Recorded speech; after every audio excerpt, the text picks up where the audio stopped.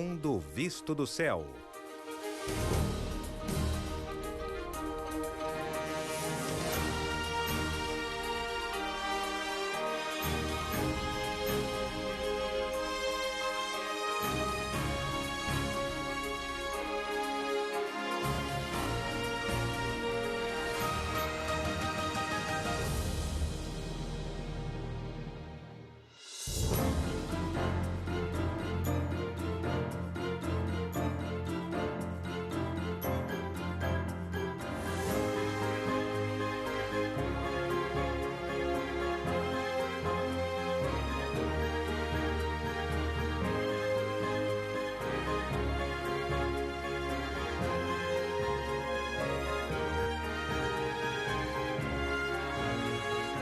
Tilbury, até Westminster.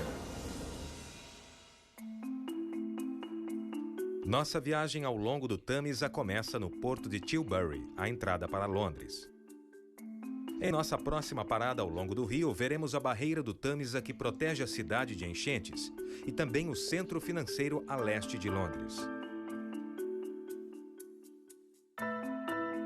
O Tâmisa faz sua linha mais sinuosa na península de Greenwich e uma curva no formato em U ao redor do Isle of Dogs, onde fica o complexo financeiro de Canary Wharf.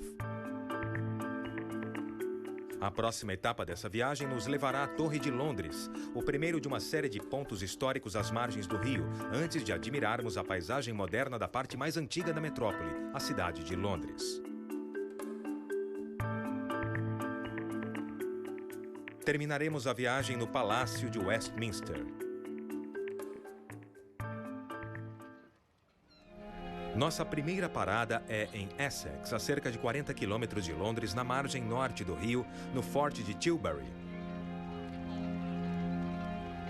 O formato curvado e estreito do Tâmisa em Tilbury faz da cidade o local ideal para proteger Londres contra invasões. O primeiro forte permanente foi construído nessas margens pelo rei Henrique VIII em 1538 e foi mais tarde local do discurso histórico da rainha Elizabeth I para incentivar o exército contra um possível ataque por parte da invencível armada espanhola. O atual estilo em formato de estrela com baluartes angulares e fossos foi projetado por Carlos II e é hoje um dos mais belos exemplares de fortificações do século XVII no país. O porto de Tilbury é a maior entrada para navios de carga em Londres. O porto original foi construído pelo que, mais tarde, viria a ser a Companhia das Índias Orientais e Ocidentais no final do século XIX. Com a ascensão da via férrea e o aumento no tamanho das embarcações, atracar perto do centro de Londres tornou-se menos vital para o setor de transporte marítimo do que o acesso a águas profundas e menos tempo navegando pelo sinuoso Tâmisa. Por isso, na década de 1970, Tilbury tornou-se o maior porto de carga do Reino Unido. Hoje, ele ainda é um dos 3 principais portos de carga do país e também faz parte do terminal para navios de cruzeiros em Londres, servindo de ponto de retorno para navios vindos do Mar Báltico e Norte Europeu.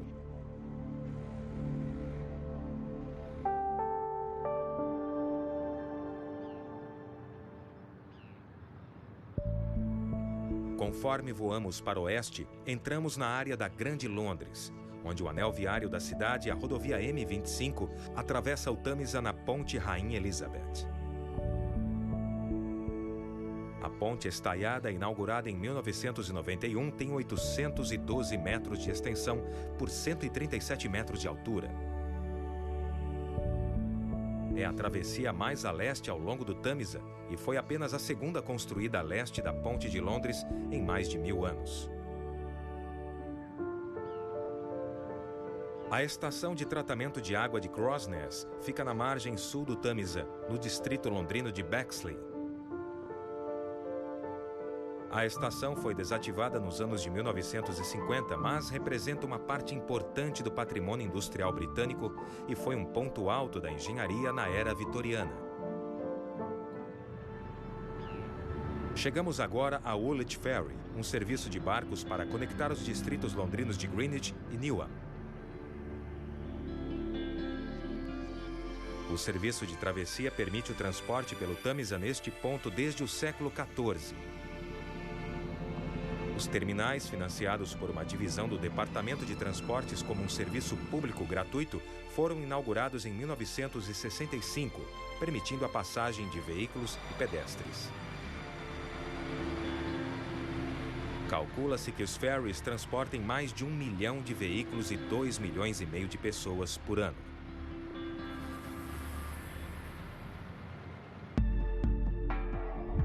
Perto de Woolwich, Londres é protegida de inundações pela barreira do Tâmisa, segundo maior obstáculo móvel do mundo para controlar enchentes. Durante a maré alta no Mar do Norte e ondas de tempestades, a barreira, com 520 metros de extensão, possui 10 comportas de aço que são erguidas e posicionadas no rio. Cada uma das 4 comportas centrais pesa quase 3.300 toneladas e tem uma altura de quase 5 andares. A barreira é composta de 6 canais navegáveis e 4 canais menores e não navegáveis. É no distrito industrial de Silverton que está estabelecida a Companhia de Refino de Açúcar Tate & Lyle, desde 1878. Ela fica no que foi acertadamente denominado de Sugar Quay, ou Cais do Açúcar, e as poucas docas remanescentes são usadas até hoje por navios que transportam açúcar. Próximo ao local onde era o cais do porto fica o aeroporto da cidade de Londres. É apenas uma pista de 1.500 metros, com uso limitado de aeronaves para aviação executiva na maioria das vezes.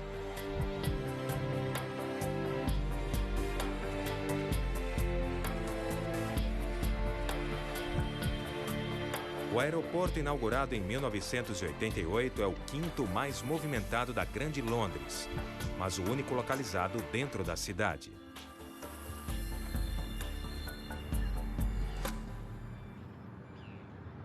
Logo abaixo do roteiro de voo fica um dos mais novos complementos à linha do horizonte londrino. Originalmente construído em comemoração à virada para o século XXI, o Domo do Milênio O2 é um grande centro de entretenimento com arena interna, cinema, espaço para exposições, bares e restaurantes. Sua localização na península de Greenwich, perto da linha do meridiano, foi a inspiração para o projeto com base na medição do tempo. As 12 torres de sustentação representam os meses do ano e o diâmetro de 365 metros, o número de dias no ano.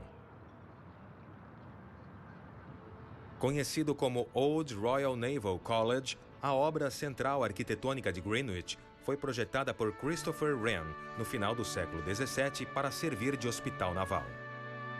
Construído no terreno onde nasceram Maria e Elizabeth, rainhas no período Tudor, o local foi usado como área de treinamento para a Marinha Real Britânica de 1873 até 1998. Atualmente são realizados nesse espaço eventos educativos, públicos e de negócios. Os prédios do Royal Naval College foram divididos para manter a vista da Queen's House para o rio. O rei Jaime incumbiu Inigo Jones de desenhar o imóvel para sua esposa no início do século XVII. Ao introduzir o conceito do estilo palladiano, o projeto foi visto como revolucionário na época. A Queen's House expõe os trabalhos de arte do Museu Marítimo Nacional desde 1937. À medida em que seguimos em direção à parte central de Londres, o Tâmisa faz uma de suas linhas mais sinuosas ao redor da Isle of Dogs, onde fica um dos principais distritos financeiros da cidade, Canary Wharf. Conforme nos aproximamos de Canary Wharf pelo oeste, temos uma vista deslumbrante do Tâmisa fluindo em direção à região central de Londres. Um espetáculo singular ao anoitecer. Continuamos nossa turnê noturna pela cidade com um dos símbolos mais famosos de Londres, Tower Bridge. No final do século XIX, o desenvolvimento comercial no leste de Londres expôs a necessidade de uma travessia pelo rio, perto da Ponte de Londres.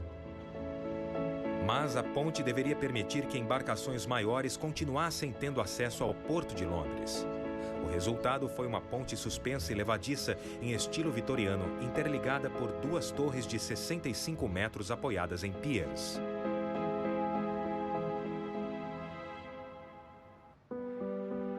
Vista durante o dia, a ponte de 244 metros liga o distrito de Southwark ao sul com Tower Hamlets ao norte, perto da Torre de Londres, de onde seu nome derivou. A histórica Torre de Londres foi construída após a conquista da Inglaterra por Guilherme o Conquistador em 1066. O castelo serviu primeiramente como residência real, embora a fortaleza tenha sido usada como prisão durante seu auge nos séculos XVI e XVII, ganhando fama pelas torturas e mortes. Aqui, a White Tower, com 27 metros de altura, é a torre de homenagem original no terreno. Embora tivesse sido usada como prisão até a Segunda Guerra Mundial, o complexo é mais conhecido hoje como a Casa das Joias da Coroa do Reino Unido. Apelidada de The City, ou Square Mile, vemos uma área de 3 km² com colinas na margem norte, que compreendia a maior parte de Londres na era medieval. A cidade de Londres, segundo o principal centro financeiro da Grande Londres depois de Canary Wharf, já era uma importante área de comércio mesmo antes da Era Romana. O ponto em maior destaque fica na St. Mary Axe, número 30, o edifício Gherkin. A torre foi construída no local da antiga sede do Baltic Exchange, demolida depois que terroristas explodiram uma bomba, provocando danos extensos à torre em 1992. O arquiteto Norman Foster projetou o arranha-céu de 180 metros de altura pensando em sustentabilidade. O edifício capta o máximo possível da luz do sol. 6 gigantescas entradas de ar criam um sistema de ventilação natural. O envidraçamento é duplo para garantir o isolamento térmico e acústico. A menos de meio quilômetro de distância fica outro feito da arquitetura pós-moderna, o edifício Lloyds. Ele leva o nome do conhecido Banco Lloyds de Londres, sediado no prédio, mas talvez mereça o apelido de Prédio ao Avesso. O arquiteto Richard Rogers projetou essa estrutura inovadora com escadas, elevadores, tubulações elétricas e encanamento do lado de fora, tudo inserido brilhantemente em 3 torres principais e 3 secundárias que circundam um imenso espaço aberto e retangular com escritórios. À noite, o edifício iluminado se transforma em uma joia reluzente na cidade de Londres. A obra-prima na Lime Street ganhou vários prêmios pelo design. A impressionante cúpula com o pináculo da Catedral de St. Paul é mais um dos maiores pontos históricos na cidade de Londres. Em estilo barroco inglês de Christopher Wren, é a 4ª catedral no alto da Ludgate Hill, o ponto mais alto da cidade.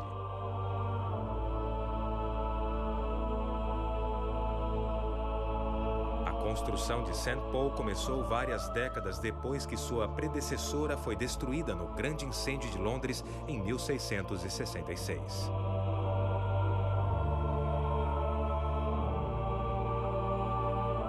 Em 2011, terminou o trabalho de restauração de 15 anos na Catedral de St. Paul. A limpeza e os reparos custaram mais de 60 milhões de dólares. Aproximadamente 150 mil pedras no exterior do prédio foram limpas individualmente.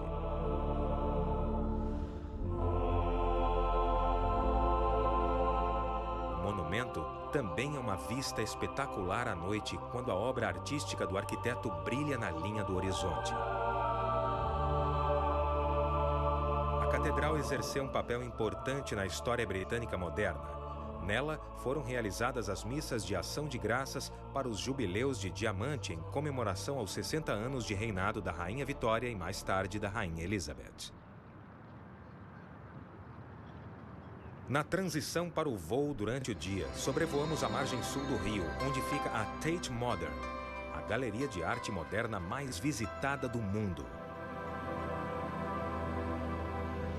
Situada onde havia uma estação de energia na região de Bankside, a galeria exibe a arte britânica do século XVI aos dias atuais. Ela faz parte da rede de galerias Tate. Todas levam o nome do magnata do açúcar Henry Tate, que fundou a galeria. Ao lado da Tate Gallery fica o Shakespeare's Globe. É uma reconstrução moderna do Globe Theatre da era elizabetana e foi inaugurado em 1997. Como o Tamisa era mais largo na época de Shakespeare, o novo teatro foi posicionado a cerca de 200 metros do local original, a fim de recriar o ambiente às margens do rio, desfrutado pelos frequentadores na época do poeta. O projeto foi conduzido pelo ator norte-americano Sam Wanamaker, e os projetistas utilizaram panoramas impressos, relatos escritos, contratos e um desenho para montar a réplica. O teatro exibe obras shakespearianas originais, bem como estreias mundiais de peças recém-lançadas.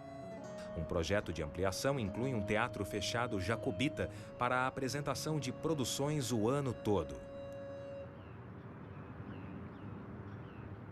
A Galeria Tate Modern e o Teatro Globe são interligados à Catedral de St. Paul pela Ponte do Milênio, uma passarela de pedestres. Apesar do nome, ela foi inaugurada 2 anos após a chegada do novo milênio devido à trepidação, fazendo com que ganhasse o apelido de Ponte Trêmula. O terminal ferroviário central da cidade de Londres está localizado no Cannon Street. Os trens chegam na estação pela ponte de Cannon Street, que fica entre as pontes de Londres e de Southwark.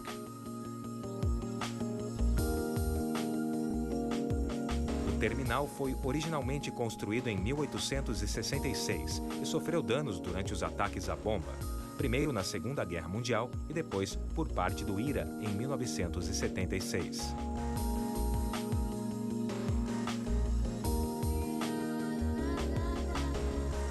A maior atração turística paga de Londres é a Roda do Milênio.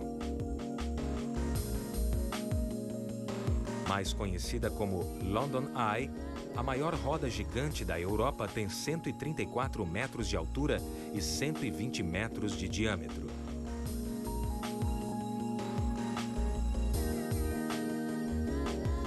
Projetada para lembrar uma roda gigantesca de bicicleta, a roda gigante possui 32 cabines com ar-condicionado para passageiros, representando o número de distritos em Londres. Cada cabine pesa 10 toneladas e tem capacidade para, no máximo, 25 pessoas. A velocidade da roda é de 26 centímetros por segundo. Uma volta completa leva 30 minutos. Lenta o bastante para permitir que os passageiros entrem e saiam sem que a roda gigante precise parar.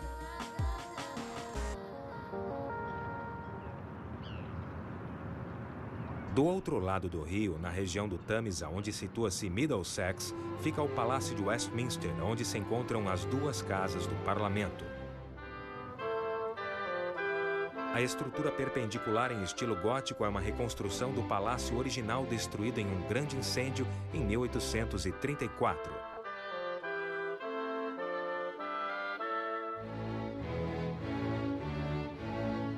No entanto, o prédio do parlamento existe no local desde o século XI, quando serviu de residência principal para os reis da Inglaterra até 1512.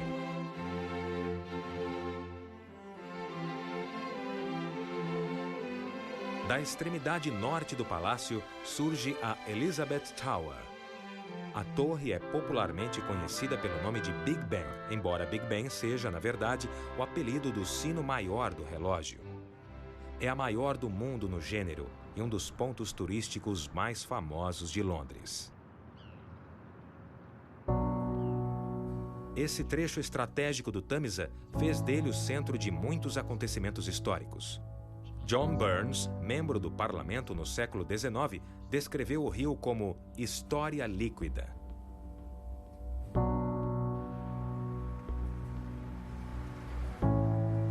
Passando novamente sobre o rio Tâmisa, encantadoramente iluminado nesta bela noite londrina, o respeitado poeta romântico William Wordsworth conseguiu transmitir a beleza desse rio tão importante através de seu soneto Sobre a Ponte de Westminster, redigido enquanto ele partia de Londres ao amanhecer no verão de 1802. A terra não tem nada a mostrar de mais belo. Pobre de espírito seria aquele que pudesse ignorar uma visão tão tocante na sua majestade. Como um traje, veste agora esta cidade a beleza da manhã, silenciosa, desnuda. Barcos, torres, cúpulas, teatros e templos estendem-se pelas ruas e erguem-se no céu. Brilhantes e cintilantes no ar sem fumaça. Nunca o sol surgiu tão lindamente em seu primeiro esplendor. Sobre vales, rochedos ou montanhas, nunca senti paz tão profunda. O rio desliza com doçura a seu bel prazer. Ó Deus, as casas parecem adormecidas e aquele coração enorme repousa inerte. Sua partida de Londres serviu de inspiração para o poema. Só podemos imaginar o que o grande poeta teria escrito se pudesse admirar do alto a vista noturna das linhas sinuosas do Tâmisa em Londres. Um lugar perfeito para encerrarmos essa viagem.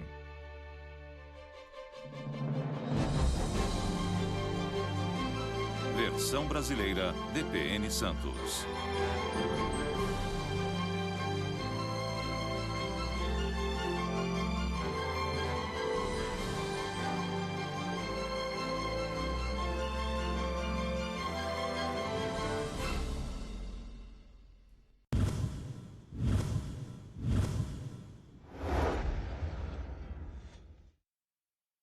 Em algum